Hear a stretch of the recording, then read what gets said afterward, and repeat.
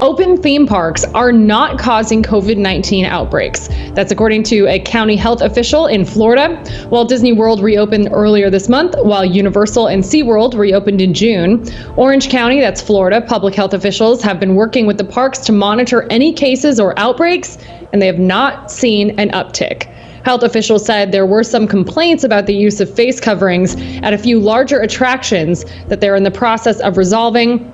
Many of you know, and we did this story, that Downtown Disney here in California has clarified what face coverings are acceptable, which are not, and now you can't eat while walking, just because people will use that an excuse to keep the mask off if they have, a churro. You shouldn't do that either way. Yeah, you shouldn't be doing that anyway, Eating and walking. Sit down and eat. Don't eat and walk. You're at Disney. Enjoy yourself. That's the whole point of those giant drumsticks, so you can show off to everyone eating this giant, big old stick. They don't have those on Downtown Disney, though, do they?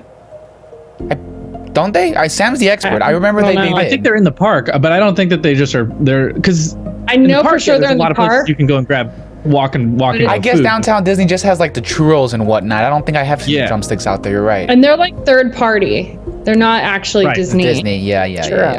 But to be clear, that walking and eating was in the Florida parks.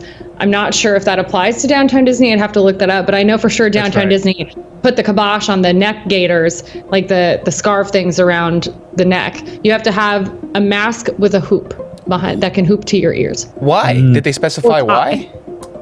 I don't know. Probably stays on better. I don't know. Yeah. I think it's also to get rid of, or to dissuade people from wearing those bandanas. Okay, but check this out, though. If that's great news, right, Sam? So if that holds, then do you think it will shut up a lot of the people on social media who have attacked you specifically, saying, how could you even think about going to Disneyland or Disney World? You're a terrible person. That would mean logic and emotion would have to meet at some point, Andy, and I have given up on logic listening to emotion and vice versa.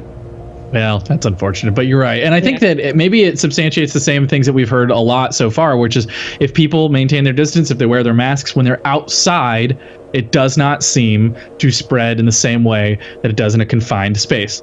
Now, that makes sense just based on the physics of the volume of air that exists that's moving around outside.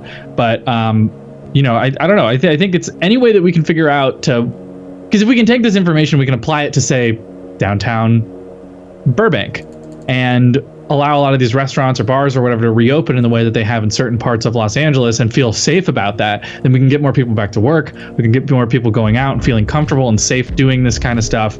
And I think that helps all of us at the end of the day. Yeah, I mean, Chris and I were in Pasadena this morning, and not only did I get to see the city of Pawnee's City Hall, it was always very exciting.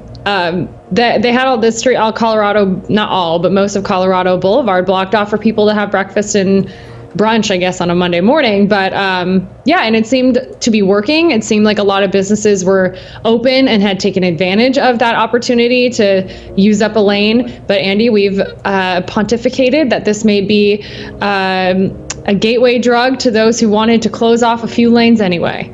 So we'll have to see in a year from now if that remains.